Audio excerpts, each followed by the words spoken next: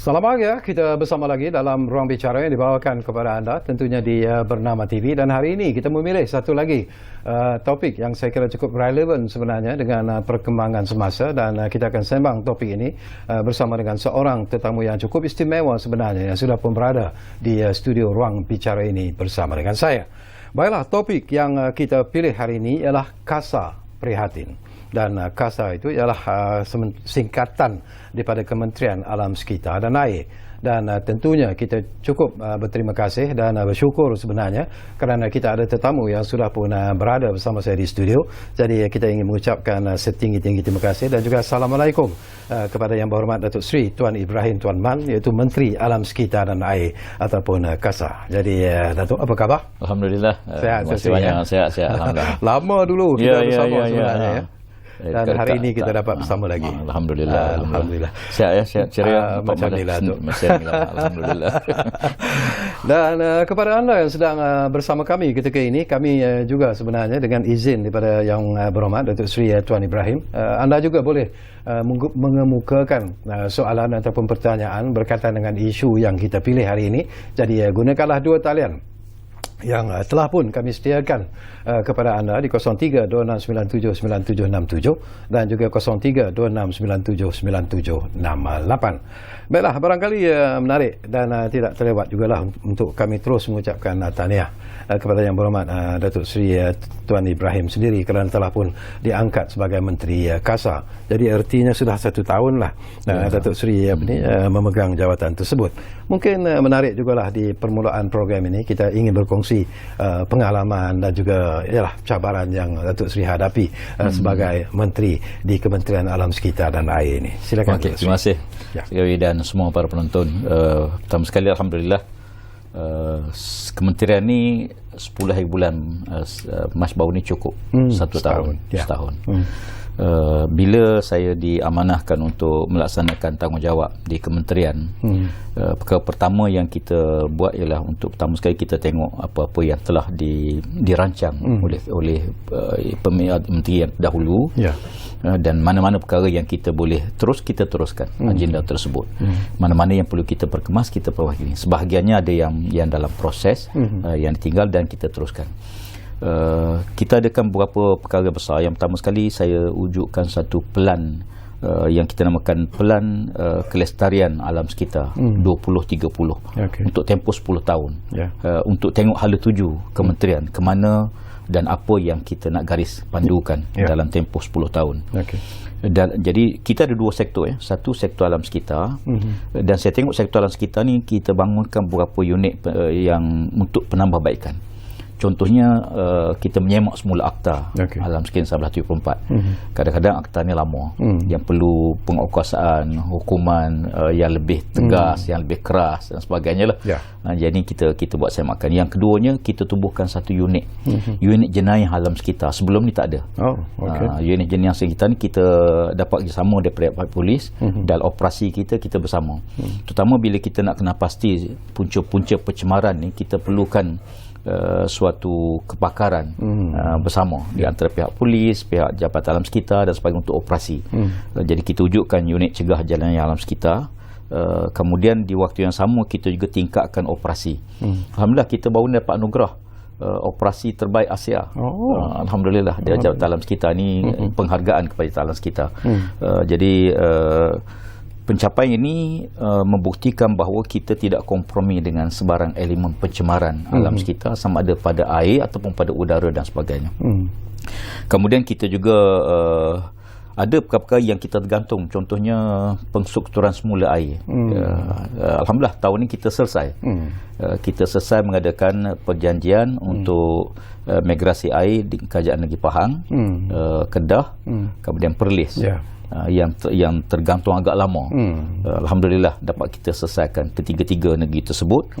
Dan dengan termeterainya muafakat ini ataupun kerjasama ini, kita dapati sebahagian besar hutang-hutang kerajaan negeri, hutang pembangunan air luar bandar, kita hapus kira. Contoh Pahang dapat hapus kira hutang lebih kurang 1 bilion. Kedah 600 juta lebih. Jadi bergantung pada kawasan masa mana lah kita buat penilaian. Alhamdulillah kita berjaya. Di samping itu kita juga meningkatkan tentang program keselamatan sungai ni. Apa kita nak buat pada sumber air kita? Kebetulan esok pun hari air sedunia. Apa kita nak buat pada isu bekalan air kita? Kita dua sektor, satu sektor alam sekitar, yang kedua sektor air. Sektor air ni kita dapati antara benda yang kita buat ialah nak mengubah minda masyarakat, khususnya untuk menghargai nikmat air, nilai air tersebut. Jadi sumber air kita, sungai-sungai ini kita wujudkan denai. Denai kita, target kita 2030 kita untuk buat 10,000 kilometer sepanjang sungai. Kita pilihlah sungai-sungai tertentu, sebab sungai ni kadang-kadang tempat orang buang sampah, kadang-kadang tempat yang terlindung sikit, dia dumping, jadi dumping site situ.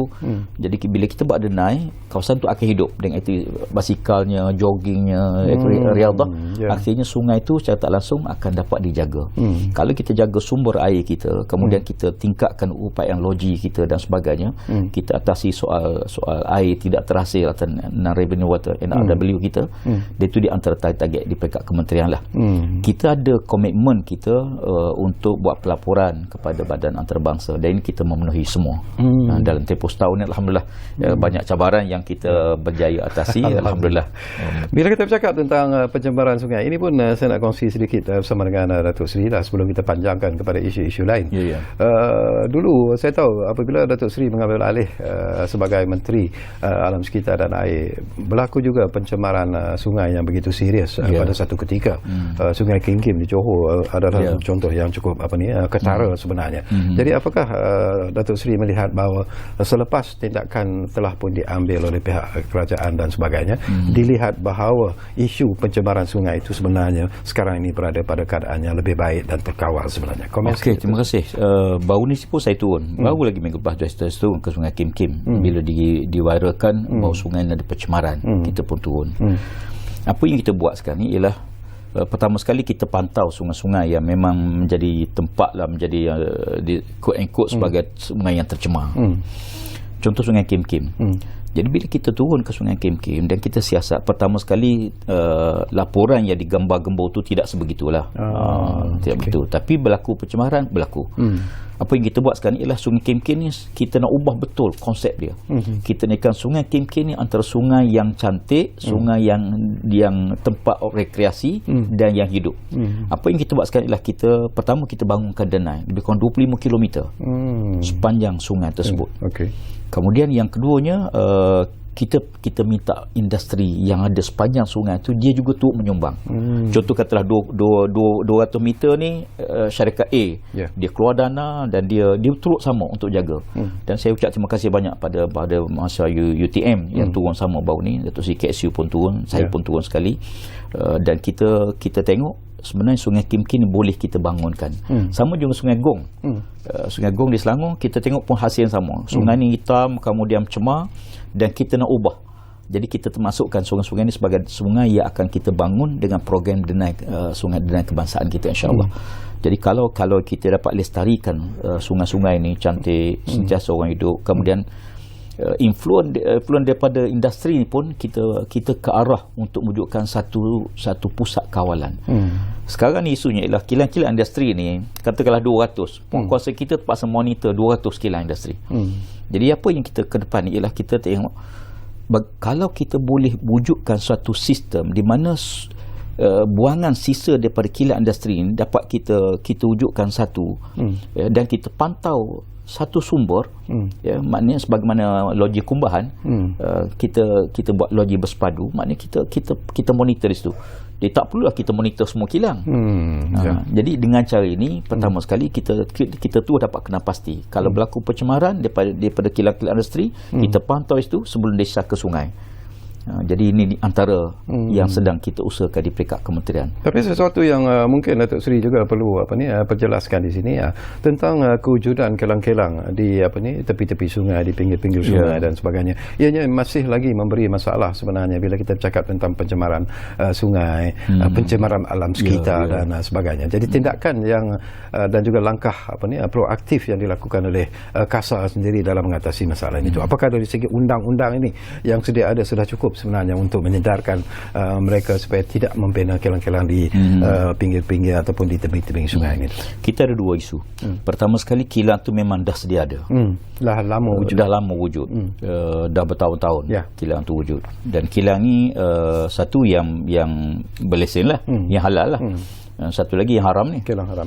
Kilang haram. Jadi kita kerjasama dengan pihak BBT, dengan Kementerian Perumahan dan Tempatan untuk kita, pertama sekali kita monitor mana-mana kilang yang kita ada kategori kilang. Kategori yang beresiko tinggi ni memang kita akan pantau secara dekat lah.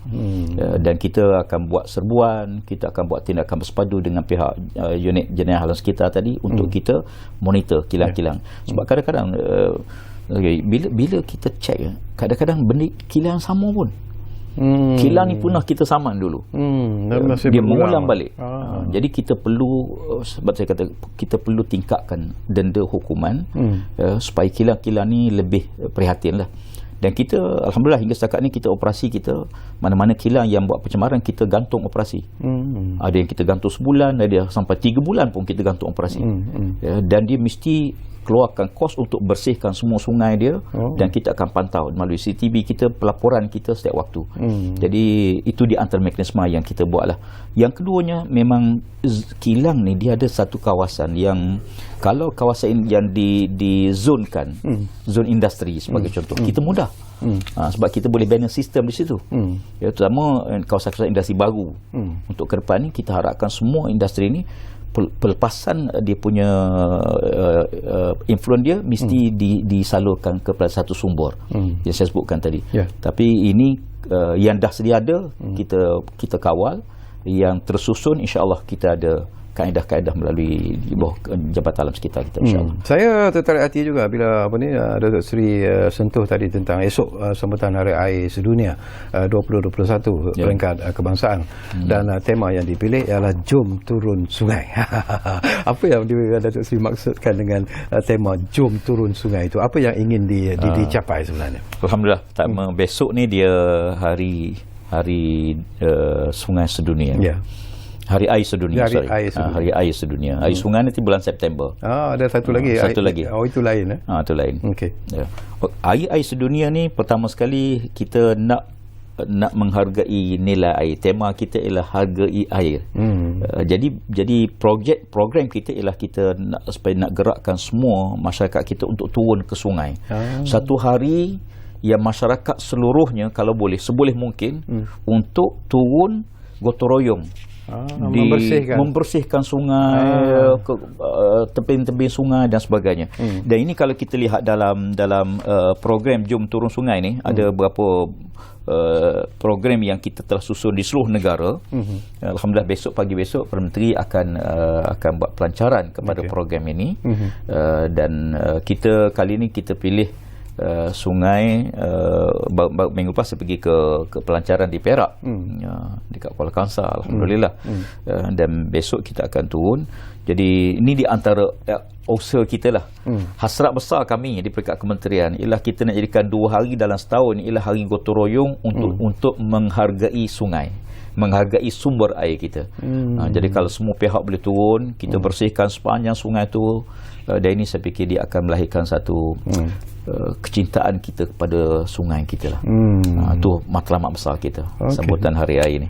Menarik. Bila kita cakap tentang menjaga tentang kebersihan sungai, keaslian kebersihan air sungai dan sebagainya, mungkin sikap seperti apa yang kita sebut tadi, itu sikap manusia itu sendiri adalah sesuatu yang mungkin boleh kita uruskan sekiranya ada peraturan-peraturan tertentu.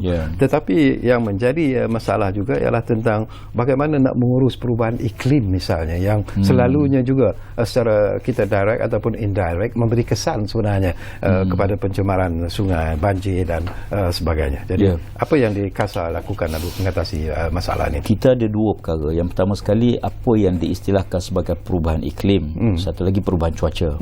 Yang kita alami harian ini dianggap sebagai perubahan cuaca lah. Perubahan iklim dia berlaku, satu kajian yang kena buat dalam tempoh yang lama, 550 tahun, 100 tahun. Dia akan berlaku sedikit demi sedikit. Dan hari ini pun kita merasai perubahan iklim tu dia direct kesan. Sama ada contohnya kepanasan meningkat, kemudian cuaca tak menentu, kemudian bila banjir besar-besar, bila kemarau panas betul. Kadang-kadang hujan tu mungkin tak lama tapi dia lebat sungguh-sungguh. Okey, fenomena ini kita melihat bahawa dia ada kesan pada perubahan iklim, kepanasan global yang dialami oleh dunia. Okey, di peringkat kementerian pada 23 Disember 2020 baru ini, Perdana Menteri, kita Jemaah Menteri telah pun bersetuju supaya KASA menjadi focal point kepada usaha bagi menangani obligasi perubahan iklim negara. Alhamdulillah, saya ucap terima kasih banyak pada Perdana Menteri, kerana Perdana Menteri sendiri menjadi pengurusi kepada Majlis Tindakan Perubahan Iklim Malaysia atau MyCAC. Dan dalam rangka perubahan iklim, perubahan bangsa-bangsa bersatu yang kita buat pelaporan dan tindakan mitigasi dan adaptasi yang terpaksa kita buat.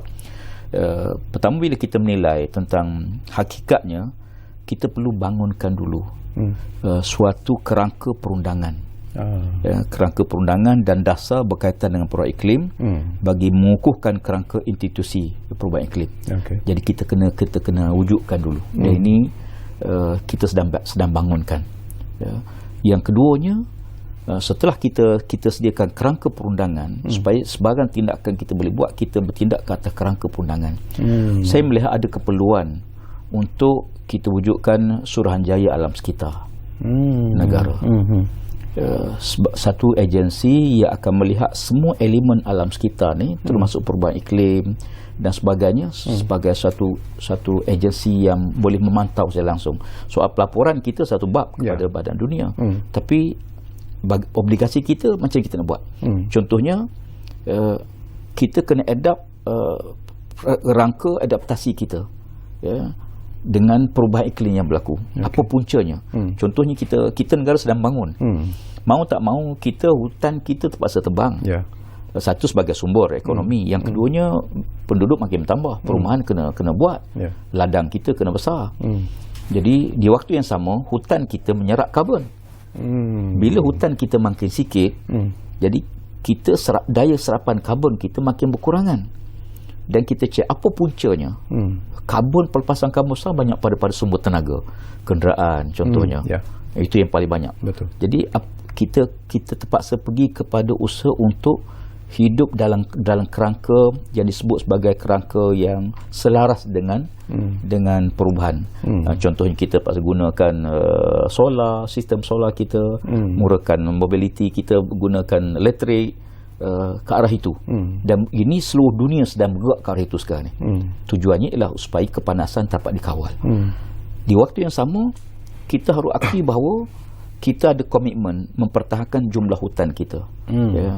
Kita masih lagi, alhamdulillah, lebih pada 55% hutan kita, negara kita masih lagi kita jaga. Dan target kita nak capai pengurangan ni dalam 35%. Jadi kita ada komitmen negara dan ada negara-negara yang maju. Di sini yang kita kena ada peraturan tadi. Contohnya macam ni, setengah-setengah negara maju ni, dia nak beli karbon kita ni, kemudian dia pergi direct dengan negeri untuk bincang. Dia sanggup bayar lah, katalah berapa ribu hektar kawasan dijaga, sebab dia olehkan negara dia dah keluar banyak karbon dan dia terpaksa ganti balik. Jadi ini kena ada kawalan, supaya kerajaan ada monitoring kepada negeri-negeri tersebut. Walaupun hutan tu buat kerajaan negeri, tapi sebab tu kita kena ada kerangka perundangan tersebut, supaya kita dapat kawal. Nanti cakap besar ataupun dia akan pergi direct je. Mungkin ditawar dengan harga yang murah untuk tempoh mungkin 50 tahun, 100 tahun. Tapi bila Datuk Seri cakap tentang kerangka perundangan dan juga perundingan dengan kerajaan-kerajaan negeri misalnya, reaksi daripada kerajaan negeri sendiri bagaimana? Alhamdulillah, hingga setakat ni sangat baguslah. Sangat bagus. Kita ada dari segi perbincangan perundingan tu sentiasa kita adakan. Sama ada baru kita adakan majlis air negara untuk kita bincang, kemudian pembangunan tanah, perancangan fizikal negara, itu kita bincang tempat-tempat tersebutlah. Alhamdulillah. Okey, Datuk Sri, kita akan sambung lagi, tapi seperti biasalah kita diarah untuk berehat dulu. Okey. Buat seketika, dan kepada anda yang mungkin sedang bersama kami ketika ini, mungkin anda juga ada perkara-perkara yang ingin anda bangkitkan berkaitan dengan isu yang kita pilih hari ini. Jadi jangan lupa, dua talian itu telah pun kami buka kepada anda. Saya ulangi lagi, 032697 9767 dan juga 032697 9768. Kita rehat buat seketika.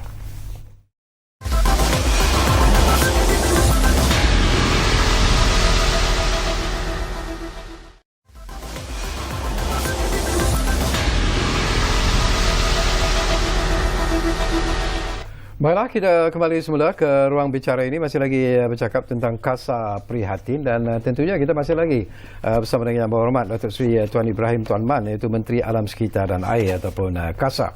Dan sebentar lagi sebenarnya Datuk Seri, kita nak menyentuh tentang gangguan ataupun penstrukturan semula air di Pahang, Perlis dan Kedah, dan juga kita nak tahu tentang apa yang disebut sebagai wakaf air itu sendiri. Tapi sebelum itu saya nak dapatkan pandangan daripada Datuk Seri lah. Ini berita terbaru yang kita terima tentang gangguan bekalan air di 30 kawasan di Selangor. Jadi nampaknya Selangor kerap sungguh mengalami gangguan bekalan air ini. Jadi mungkin komen daripada Datuk Seri berkaitan dengan isu ini, Datuk Seri. Okey, terima kasih. Pertama sekali, gangguan ni ada dua lah. Ada orang kata kena baca Yasin banyak sikit. Sehingga gangguan ni ada dua. Satu gangguan yang berjadual, gangguan yang kita jangka, contohnya tukar pam, kerosakan pam, paip dan sebagainya. Satu lagi gangguan yang tidak berjadual, yang kita tak jangka. Contohnya bila berlaku pencemaran, masuk ke loji yang terpaksa kita tutup segera loji dan tak sempat kita bagi notis. Jadi ada dua. Jadi yang berlaku ni ialah gangguan yang berjadual. Dikeluarkan notis oleh itu kerana kerosakan pam yang terpaksa ditukar, kadang ambil masa sikit beberapa hari. Jadi gangguan yang berjadual ni dia memang sentiasa akan berlaku lah. Sentiasa. Contohnya paip pecah, jadi terpaksa stop untuk tukar paip. Kadang-kadang pam yang masa mungkin sehari dua hari. Dan itulah. Yang keduanya saya tengok di Selangor ni, kebanyakan gangguan tu berlaku pada Sungai Selangor. Okey, isunya ialah kita ada 4 loji di satu sumber. Jadi bila sumber kita tercemar, keempat-empat loji terpaksa tutup. Jadi kita tak ada apa alternatif waktu tu. Jadi sekarang ni kita bincang dengan Kerajaan Selangor, dan kita dengan Jelai pun kita banyakkan takungan, dipanggil taps, takungan air pinggiran sungai. Dulu sumber air kita buat dam. Bila para air kita rendah kerana loji kita musim kemarau contoh, kita terpaksa lepaskan air daripada dam. Lepas jumlah yang banyak, tapi yang kita boleh ambil sikit je. Kita lepas tu betul-betul untuk tingkatkan paras air di loji, supaya loji boleh ambil air, sebab paras dah menurun kerana musim kemarau. Sekarang ni kita ubah konsep sikit, di mana kita bina takungan di pinggir dekat dengan loji. Jadi bila sumber utama kita tercemar, kita ada sumber alternatif. Jadi daripada takungan kita boleh ambil sehinggalah sungai itu bersih. Okey, kita balik semula kepada sumber. Jadi ini penyelesaian untuk jangka panjang. Itu kalau sekiranya ni perancangan di pihak kementerian. Alhamdulillah kita lebih kurang 2 bilion kita peruntukkan untuk kita bina takungan air seluruh negara. Yang dialami di Selangor sekarang ni itulah yang kita itu, dan insya-Allah biasanya kalau sekiranya tempoh yang kita bagi notis ataupun bekalan air tak sampai, kita syarikat air negeri-negeri, operator air negeri mesti sediakan kenderaan lori untuk sediakan bekalan dan sebagainya. Gangguan bekalan air ini akan bermula ialah pada pukul 9 pagi sehinggalah 9 malam pada 1 April nanti. Jadi saya percaya mungkin pengguna-pengguna akan bersiap sedialah untuk menghadapi situasi ini. Baik, saya difahamkan kita dah pun ada seorang pemanggil di talian sekarang ini, Datuk Seri. Mungkin ada sesuatu yang boleh kita kongsi bersama dengan pemanggil ini. Encik Abdullah Osman dari Seremban Negeri Sembilan sudah pun ada di talian kita. Assalamualaikum Encik Abdullah. Waalaikumsalam. Ya. Sekali dan juga Yang Berhormat. Ada dua pertanyaan lah Yang Berhormat. Apa tindakan Yang Berhormat tentang pencemaran sungai daripada mereka yang tidak bertanggungjawab lah. Membuang sisa toksid, ada yang mencadangkan pasang pagar tempat-tempat tertentu di sepanjang sungai, ataupun dipasangkan CCTV serta ada pegawai-pegawai pemantau dan gunakan drone untuk awasi sungai-sungai. Di samping itu, semua kilang-kilang pastikan tidak salurkan paip mereka kotoran ke sungai. Ini berlaku kilang-kilang yang dekat-dekat dengan sungai dan laut ni. Dan lagi satu tentang masalah air di Selangor ni. Kesian lah kalau boleh selesaikan. Ni kan tengok pelet dan sebagainya. Susah orang tu dan naik atas. Kesian mereka. Dan lagi satu ialah tentang apa ni, di Kelantan sendiri, air dia air keruh, betul ke Yang Berhormat? Air dia keruh. Dan juga ada masalah air di Pening. Air di Pening ni ada masalah pula dengan Kedah. Minta pencerahan. Okey. Terima kasih banyak-banyak Encik Abdullah Osman dari Seremban Negeri Sembilan. Jadi ada sebenarnya perkara-perkara yang Encik Abdullah bangkitkan itu yang akan kita bincangkan secara agak panjang lebar nanti bersama dengan Datuk Seri.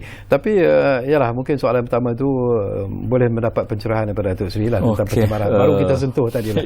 Apakah apa yang perlu dilakukan lagi untuk mengatasi masalah ini? Okey, pertama sekali terima kasih banyak pada Saudara Abdullah yang buat kemuka soalan. Soalan pencemaran sungai ni kadang-kadang sisa toksik yang dibuang di sungai. Sebab tu saya kata di antara pertama kita buat pemantauan, dicadangkan dari pasang pagar, CCTV dan sebagainya. Yang kita buat sekarang ni ialah kita bina denai sungai. Sepanjang kawasan-kawasan yang kita jangka, kawasan-kawasan ni kawasan terlindung sebagainya, kita buat denai. Sebab kita tak mungkin nak pasang pagar sepanjang sungai. Yang keduanya, pencemaran ni dia boleh berlaku macam-macam. Kadang-kadang dia buang daripada tandas dia. Dalam dia masuk ke manhole LBK, kemudian dia akan terus keluar. Kalau masuk ke dalam manhole kita boleh urus. Tapi kalau dipasang terus paip ke longkang, akan terus ke sungai. Jadi yang kami buat ni, pertama kita bersama dengan jawatan kuasa tadi, drone memang kita guna untuk pantau kilang-kilang yang berada di pinggir sungai. Bila berlaku pencemaran, memang kita akan guna teknologi drone ni, kita guna untuk pantau kilang-kilang sebagainya. Dan yang pentingnya ialah kesedaran masyarakat. Dia akan balik pada semua. Sebab tu sekarang apa yang kita buat ialah kita nak supaya NGO, komuniti sebagainya, dia ada sungai yang dijaga. Sungai Angkat lah. Sungai Angkat ni kita sekarang ambil anak angkat je. Ni Sungai Angkat ni. Biasanya dulu kita buat kempen cintailah sungai. Okey, alhamdulillah. Tapi sekarang bila setiap sungai tu ada agensi yang menjaga, ada NGO yang jaga. Kemudian dihiasi, kemudian dijaga kebersihan. Saya yakin dia NGO tu sebenarnya dia boleh jadi income bagi dia pun. Dia jaga bersih, dia bina tandas yang proper betul, kemudian jaga kebersihan sungai tu cantik, orang akan pergi. Jadi ini di antara mekanisme yang kita gunalah. Dan selain daripada itu, kita kena tingkatkan undang-undang lah. Ya, betul. Undang-undang yang kita ada ni perlu kita tingkatkan, dan kita dalam kerangka untuk buat tindakan sampai 15 juta denda. Dia akan kita dah ada yang mandatory penjara pun yang kita akan buat. Okey. Baik, mungkin masalah air di Selangor tadi pun kita dah jawab sebenarnya apa ni Datuk Seri. Cuma air di Kelantan tu pernah saya bangkitkan juga bersama dengan Datuk Seri dalam program yang lalu. Tetapi selain daripada itu juga menarik jugalah kalau kita dapat komen daripada Datuk Seri berkaitan dengan krisis air yang berlaku sekarang ini di antara Pulau Pinang dan Kedah tu. Apakah kementerian aware dan apa tindakan kementerian untuk mengatasi apa yang dipanggil sebagai krisis air ini? Pertama sekali gini lah, sumber air ialah bidang kuasa negeri. Sumber air bidang kuasa negeri. Dan selama ni pun sebenarnya untuk makluman, Pulau Pinang ni dia punya reserve air tinggi compare dengan Kedah pun. Tetapi apa yang dibangkitkan ialah saya sebut tadi, setiap negeri tu dia perlukan takungan air taps. Dan ini kita buat seluruh negara, bukan Kedah saja. Apa dibangkit oleh seorang pimpinan politik kata kita oleh kerana sama parti Kedah dengan menteri, maka kita tak timbul tu. Sebab air ni tak kira parti air tak kira parti, air tak kira geografi, tak payah dipolitikkan lah. Jadi oleh kerana tu bagi kita isunya begini. Isunya ialah air daripada sungai Muda tu, dia mengalir sampai ke Pening, dan Pening ambil bahagian dia, Kedah akan ambil bahagian dia masing-masing. Dan sebahagian besar itu lepas ke laut pun. Jadi yang kita ambil mungkin dalam 20% sepanjang-panjang, kata 20%, 80% lagi lepas ke sungai. Jadi kenapa kita tak buat taps? Sedangkan bila musim kemarau kita ada masalah. Jadi ini yang kita buat. Penang pun ada. Untuk makluman, Penang dia ada satu umpangan besar dan dia sebagai reserve dia pun. Dan dalam perundingan sekarang Penang sedang diunding juga dengan Perak untuk bekalkan ambil air daripada Perak. Dan ini bagi saya sebenarnya tak timbul isu. Ianya boleh diselesaikan. Boleh selesai. Saya rasa beginilah isunya Penang, Kedah dikorbankan hutan dia untuk penjagaan hutan, sumber air lah. Dan hak pengorbanan Kedah itu jaga kawasan hutan dia sehingga Penang pun dapat manfaat. Betul. Jadi Kedah kata tak boleh bagi sekupang 2 kot. Bayar lebih sikit. Bayar lebih sikit. Bukan bayar air pun. Token sebagai pengorbanan untuk jaga kawasan tersebut. Betul. Saya fikir benda ni boleh kita selesai. Jadi oleh kerana Kedah korban kawasan hutan tadan air dia untuk manfaat bukan untuk Kedah saja, Penang dan Perlis. Hantar ke Langkawi lagi. Jadi oleh kerana itu bagi kita ini boleh selesai. Kita duduk, kita bincang elok-elok, kita cari jalan penyelesaian dan Penang pun dapat bekalan air dan Kedah pun kita dapat bekalan air. Kita harapkan semua. Alhamdulillah. Yang Kelantan tu masih lagi masalah yang sama ke? Kelantan ada perubahan yang kita, insya-Allah pada Oktober ni kita ada 2 loji yang siap. Dua loji, satu loji di Kampung Teluk, dia boleh bekal dalam 30 juta liter sehari dan ini boleh menampung sebahagian besar di kawasan Kota Baru. Manakala loji Cica tu boleh dihantar ke kawasan Wacok dan sebagainya. Satu lagi kita buat mini loji di Teluk Masirah. InsyaAllah juga akan siap pada April ni. Jadi kalau 2 loji ini, satu loji besar, satu lagi mini loji. Kemudian loji Cica tu dah kita buatkan 2 lagi telaga tiup dia untuk bekalkan jumlah air yang cukup.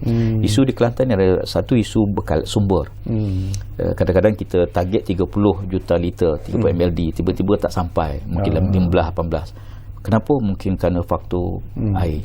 Yang kedua oleh kerana banyak ambil air bawah tanah ni. Kebetulan air di lembangan Sungai Kelantan ni dia merah, dia ada iron, jadi kos rawatan dia agak tinggi. Jadi next ni kita nak supaya semua loji-loji air kita dapat sumber direct daripada sumber sungai kita. Yang ketiganya NRW lah. Paip-paip lama 30 tahun 40 tahun ni memang perlu tukar dan sekarang pun kita dalam proses menukar paip-paip seluruh negara. Bukan saya di Kelantan. Okey, kita sentuh tentang tadi pun Datuk Seri sentuh tentang perstrukturan semula air. Kita bercakap tentang di Pahang, Perlis dan juga di Kedah.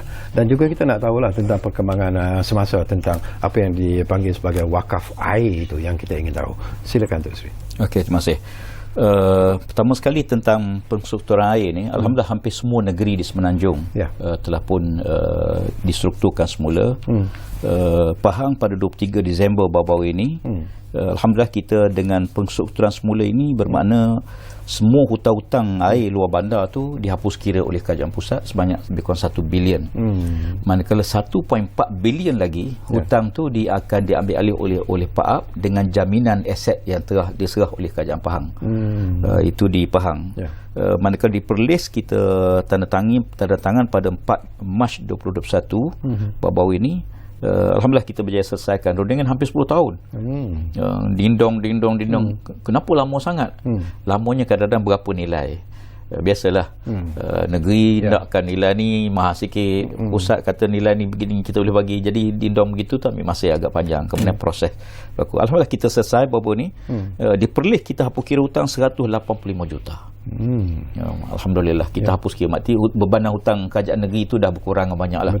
Di Kedah lebih kurang kita hapus hutang 699 juta. Berarti ke depan ni negeri-negeri yang telah kita ambil migrasi ni, berarti dia boleh merangka business plan dia sendiri.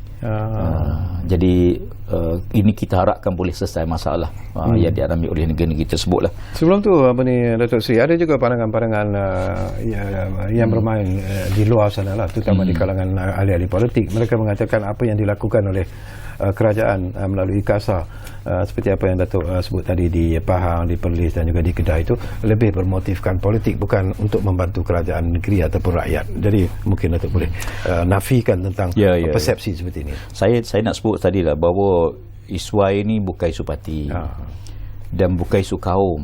Isu air ni semua, bukan manusia je, binatang perlu, tumbuhan perlu, pertanian kita perlu. Dan kita dalam tindakan kita letak tepi soal-soal kepartian.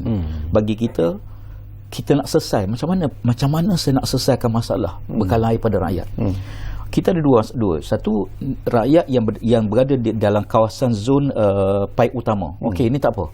Sebab industri itu punya operator air negeri akan bekalkan air. Satu lagi yang di luar ni, yang jauh, kawasan orang asal contohnya, kawasan Rumah Panjang di Sarawak, kawasan-kawasan pedalaman ni, mungkin orang Melayu juga ada kawasan pedalaman ni, dia jauh daripada sumber paip utama, dan tak ekonomik lah. Mungkin 20 buah rumah kena bekalkan sampai 20 km, jadi tak ekonomik. Jadi apa yang kita buat ialah kita wujudkan dana wakaf air. Jadi wakaf air ni kita kerjasama dengan Yayasan Wakaf Malaysia, supaya orang awam diberi peluang untuk wakaf, supaya dia dapat pahala sebagaimana mengalirnya air. Itu konsep dia. Jadi yang kita dah buat hingga setakat ni, untuk makluman, sampai 5 Mac kita punya jumlah wakaf orang ramai telah terkumpul lebih kurang 2.37 juta. Alhamdulillah. Dan kita dah mula buat siapkan projek-projek. Ada 5 projek asas yang telah pun kita buat, dan kita setiap bulan tu kita menerima, dan kita jawatankuasa akan menilai, dan kita akan terus pergi. Di kaedah dia begini, kaedahnya pertama sekali kita kadang-kadang di kampung-kampung pedalaman ni sumbernya mungkin pada air takungan, air yang tak bersih. Jadi yang tim kita pergi ni, projek tu tidak lebih pada 50,000 satu kawasan. Mungkin kita perlukan buat cari tempat air, kemudian kita buat telaga tiup, kemudian kita pasang motor, kita buat penapisan. Mungkin tempat-tempat tu kita perlu pakai solar, kita pakai solar, untuk menggerakkan menjanakan pump dia tadi. Kemudian kita buat tangki, kemudian kita pasang paip rumah-rumah. Jadi kosnya tak besar, tapi ini hasil wakaf orang ramai. Jadi ini mudahlah. Kita peruntukan kita ada, kena pasti projek keperluan, tim kita turun, kemudian kita buat. Alhamdulillah. Saya ucap terima kasih banyaklah pada penyumbang. Sensitiviti masyarakat kita, alhamdulillah, bila kita wawarkan saja program wakaf air ni, sambutan sangat luar biasa. Setakat ni sumbangannya memang 2 juta lebih. 2.37 juta setakat ini. Ada target tertentu tak yang letakkan? Kita buka. Kita buka sebab bagi kita nak cuba selesaikan. Dan ini kita dapat kerjasama dengan Kementerian Pembangunan Luar Bandar, KPLB. Sebab KPLB ni dia memang bekal air luar bandar. Jadi kita dengan agensi KPLB ni kita setiap rapat lah. Kita kena pasti tempat yang tak masuk dalam jajaran KPLB, ataupun tempat yang kita akan kongsi bersama untuk bangunkan.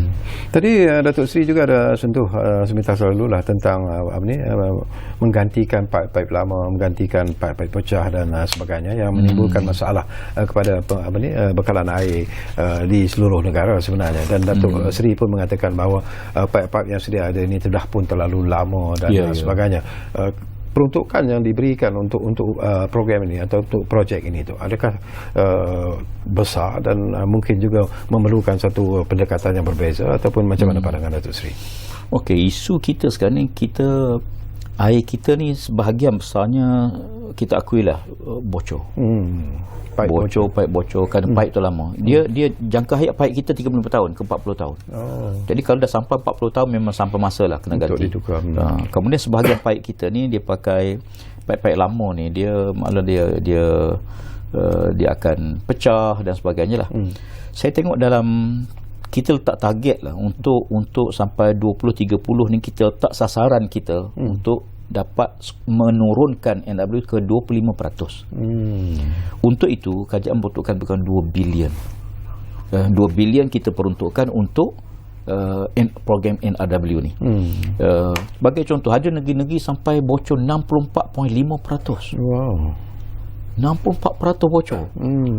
Jadi confirm dah masyarakat air ni tak akan untung. Ada negeri yang kadang-kadang sampai 50%, ada yang kebanyakannya antara 30 ke 40% tu normal.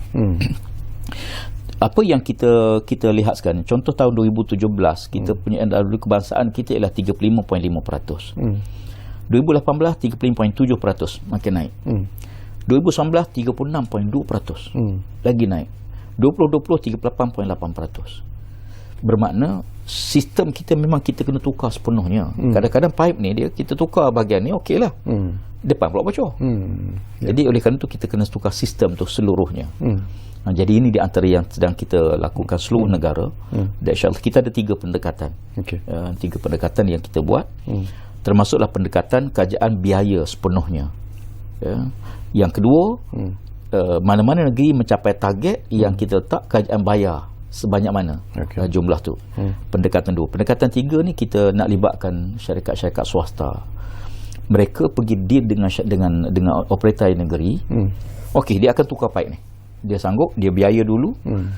Lebihan hasil daripada air tersebut itu sebagai payment kepada dia. Contoh katalah dia sekarang ni air 10 juta satu daerah, katalah bandar Lustak katalah. Collection hari ni 10 juta. Pipe bocor katalah 50% ataupun 60%. Okey, dia tukar pipe menyebabkan collection tu naik 20 juta.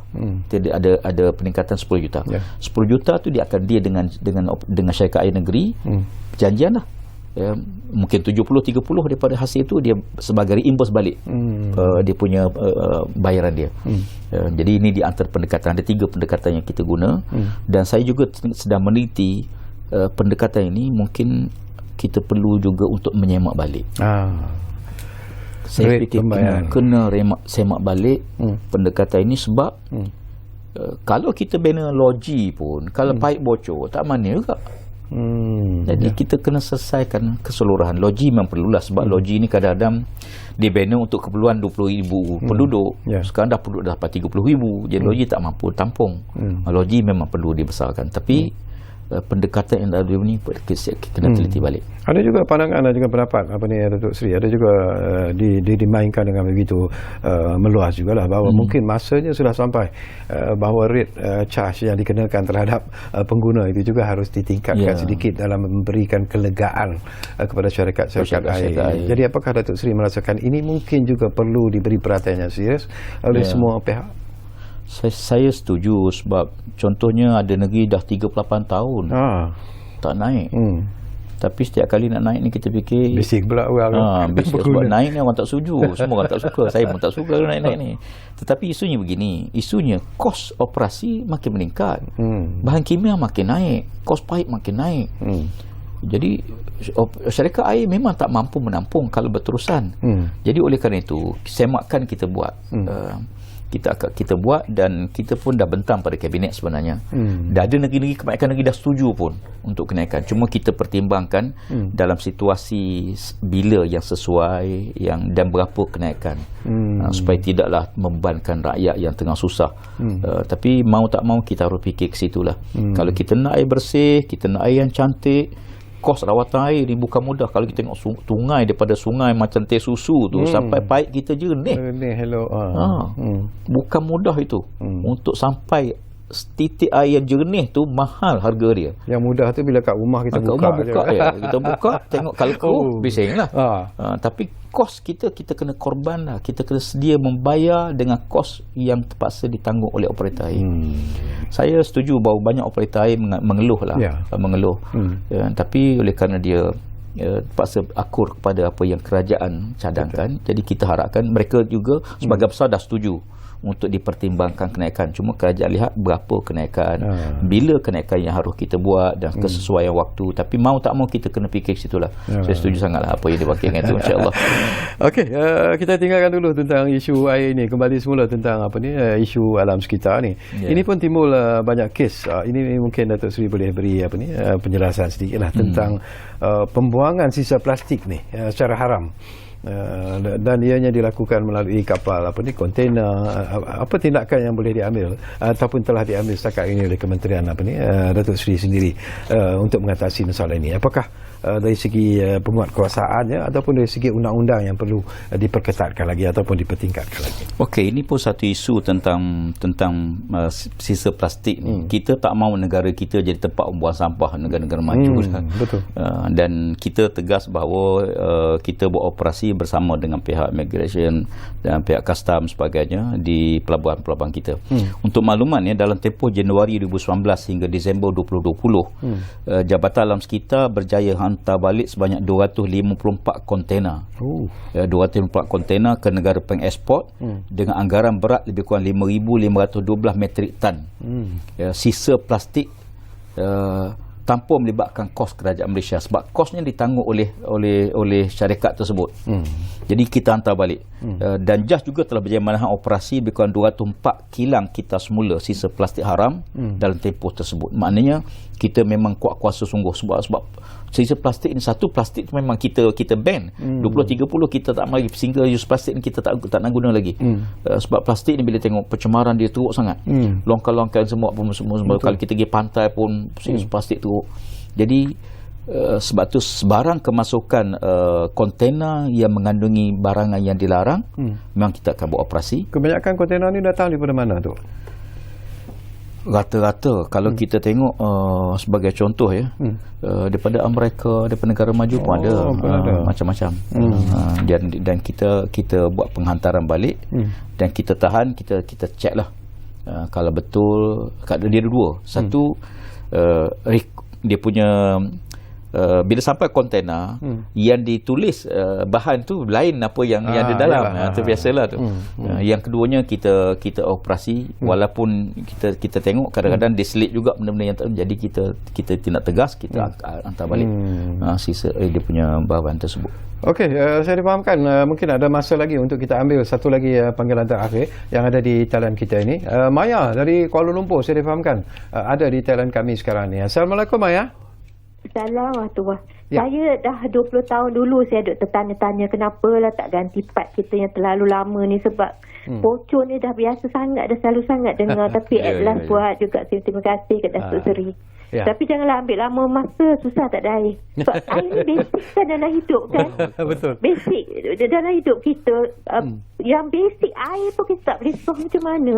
Itulah kita boleh belanja kat PLKM beribu-ribu untuk satu orang. Takkanlah yang ni tak boleh. Dari satu saya nak mintanya lah, kalau rumah tu tak ada penghuni tapi tetap kena bayar bil air RM6, saya rasa membazir lah. Kalau sebelum ni kalau bil below 20 free, sekarang dah tak ada free dah. And then kalau macam elektrik RM3 je kau tak pakai. Bila air ni RM6, saya minta Datuk Seri pertimbangkan kalau rumah tu tak ada orang, meter kosong, tak payahlah bayar. RM6 tu bayar bazir je. Terima kasih. Assalamualaikum. Waalaikumsalam. Terima kasih banyak-banyak. Apa ni Maya? Yalah, dia merayu tu Datuk Seri. Saya dengar suara Maya pun saya usir. Okey, saya sebut gini lah. Pertama sekali saya ucap terima kasih lah soal tadi yang dibangkit ialah isu paip-paip lama ni, dan kita serius lah untuk mengatasi, sebab kita ada isu gini. Satu sekali kita memang paip ni kita dalam jadual, dan saya sebut bahawa kita perlu ada planning lah ke arah. Kita dah tahu dah 35 tahun nanti paip ni akan tukar. Jadi peruntukan kewangan mesti ready kepada usaha untuk menukar paip. Kita tahu dah, macam contoh ladang sawit lah, 20 tahun mesti terbang. Jadi peneroka tak mampu nak bayar RM30,000 untuk tukar tanah semula. Apa dia buat ialah dia potong ses. Setiap kali jualan dia potong. Jadi saya tengok sama ada kerajaan sediakan peruntukan, operator air juga bertimbang aspek tersebut, sebab sampai masa paip ni kita kena tukar. Okey. Ada target tak jangka masa untuk pertukaran apa ni? Dia sepanjang masa. Akan dilakukan dia akan berlaku masa sebab mungkin paip ni dah sampai masa tahun depan paip ni pula kemudian yang dia okey. Satu lagi yang boleh kita nak kurangkan sekarang ni ialah semua kita guna air terawat, termasuk loji-loji, termasuk kilang industri. Sekarang ni apa kita buat ialah loji pemetungan kita ni kita buat sistem berpusat, rawatan berpusat. Okey, bila kita daripada pemetungan kita ni banyak air, dan kita rawat air tersebut. Bila kita rawat sampai grade 1, grade 2, cantik dah air daripada kumbahan, tapi kita rawat, kita disah sungai. Jadi kita dah habis berjuta untuk rawat. Jadi apa kita buat sekarang ialah yang kita namakan air tebus guna. Air daripada loji kumbahan yang dirawat ini kita hantar ke industri untuk penyejukan mesin dia, bukan untuk minum lah, bukan untuk makan minum. Jadi kalau kita boleh bekalkan ini ke industri, berarti air rawatan kita untuk minuman. Jadi kita boleh tak perlu, jadi kita boleh jimat. Banyak kita boleh jimat. Betul. Jadi apa yang ke depan ni ialah hampir semua negeri-negeri kita ni kita wujudkan sistem pembentungan berpusat. Dan kita nak manfaatkan air loji rawatan ini untuk kita hantar ke industri. Dengan cara itu kita boleh jimat air rawatan kita untuk minum saja. Dan kalau boleh lah saya kata kalau boleh lah, sebenarnya Malaysia ni tak ada masalah air.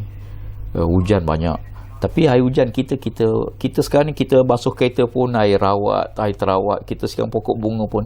Padahal kalau kita tak ada air hujan, boleh je kita guna untuk basuh kereta ataupun untuk siram pokok sebagainya. Jadi ini di antara, jadi kaedah-kaedah kita ialah jadi itu yang dibangkitkan tadi ialah soal operator air naik tak guna pun RM9 kena bayar macam mana. Rumah kosong. Rumah kosong. Tak ada bunyi. Dia ginilah. Ni operator air negeri-negeri dia isu gini, kita terpaksa gaji petugas untuk baca meter. Meter kena baca semua. Betul. Ada orang tak ada orang, tukang baca meter kena ada kos dia. Dan dia akan pergi, dia akan tengok semua naik turun. Jadi oleh kerana kita ada kos di situ yang menyebabkan dia ada charge lah sikit. RM6 aja pun. Tapi saya simpatilah. Tapi kita simpati dengan Maya. Tapi saya tahu pasal suara Maya tu sebenarnya yang menarik Datuk Seri.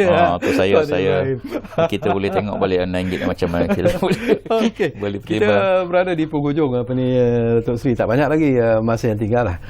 Tapi serengkas-ringkasnya lah Datuk Seri. Saya ada lagi satu soalan sebenarnya, tapi saya nak Datuk Seri jawab dululah. Tentang kesedaran rakyat Malaysia terhadap menjaga alam sekitar ini. Apakah Datuk Seri setelah setahun memegang jawatan selaku menteri di KASA ini berpuas hati dengan attitude rakyat Malaysia bila kita bercakap tentang menjaga alam sekitar? Kalau tanya saya puas hati, saya belum puas hati. Saya belum puas hati dan kita kena bersama-sama ke arah itu. Saya ucap terima kasih banyak universiti, sekolah-sekolah yang telah buat inisiatif. InsyaAllah pada 3 bulan ni satu inisiatif yang di Terengganu, Sungai Stew, 70 nelayan sungai akan turun sama-sama membersihkan sungai, sepanjang sungai tu. Mereka bawa bot masing-masing, bersama-sama. Saya akan turun sana. Berarti ini di antara inisiatif yang baiklah. Berarti kita akui bahawa sungai kita kena pakat-pakat jagalah. Kemudian yang kedua, budaya lah. Di dapur kita, kerana minyak masak kita, tolonglah jangan tuang dalam sink. Bila kita tuang minyak masak kita dalam sink, minyak kita dah guna, nanti dia akan tersumbat sistem kita. Sistem sinki itu sendiri akan sumbat. Kemudian jadi kita nak supaya minyak kita ni kita simpan, kita asingkan dan perupusan ikut proper. Sama juga sampah sarap. Saya minta maaf lah untuk saya sebut sikit. Kadang-kadang bila kita pergi Pekansari pasar malam, cuba tengok besoknya penuh sampah. Betul. Apa attitude kita sebenarnya? Kita rasa malu. Masing-masing kenapa buang situ? Kadang-kadang di mesin tembus itulah tempat dia buang. Padahalnya apa salahnya kita bawa plastik sampah kita ambil. Jadi ini di antara kita usaha ke arah itu. Jangan jadi buka tingkap kereta campak sampah keluar. Kemudian lagi berlaku sebenarnya. Masih lagi. Sungai kita jangan tempat buang sampah lah. Jadi oleh kerana itu kesedaran ni kita akan wujud. Jadi Alhamdulillah Perdana Menteri telah pun laksanakan agenda untuk tanam 1 juta pokok. Itu pun inisiatif baik untuk alam sekitar. 1 juta pokok. Kemudian kita gerakkan komuniti kita untuk buat gotong royong lah, bersih pantai, sungai, kemudian kita bina denai dan sebagainya. Itu di antara inisiatif yang kita buat di tingkat kementerian lah. Okey, tinggal lebih kurang 1 minit saja lagi. Jadi saya terlebih dahulu ingin mengucapkan setinggi-tinggi terima kasih lah kepada Datuk Seri Tuan Ibrahim Tuan Man kerana sudi bersama dengan kami di ruang bicara. Tapi satu soalan pendek tetapi jawapannya ringkas daripada Datuk Seri sebelum kita berpisah daripada udara. Setahun ini, apakah Datuk Seri Tuan Ibrahim selesa sebenarnya bertugas di bawah kepimpinan Tan Sri Muhyiddin Yassin? Alhamdulillah, saya nak sebut bahawa saya seronok.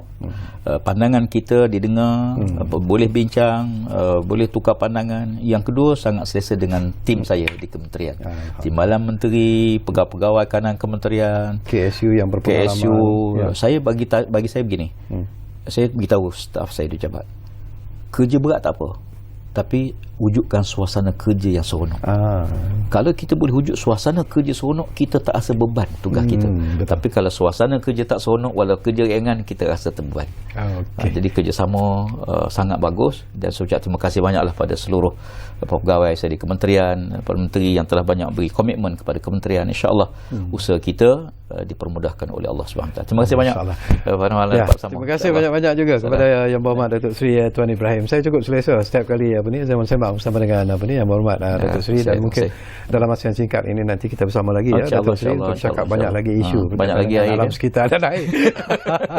Jadi terima kasih kepada anda semua yang menumpukan perhatian bersama kami di Ruang Bicara ini, dan insyaAllah Ruang Bicara akan terus berbicara bersama anda dari masa ke semasa. Jaga kesihatan anda kerana kita masih lagi berjuang menentang COVID-19.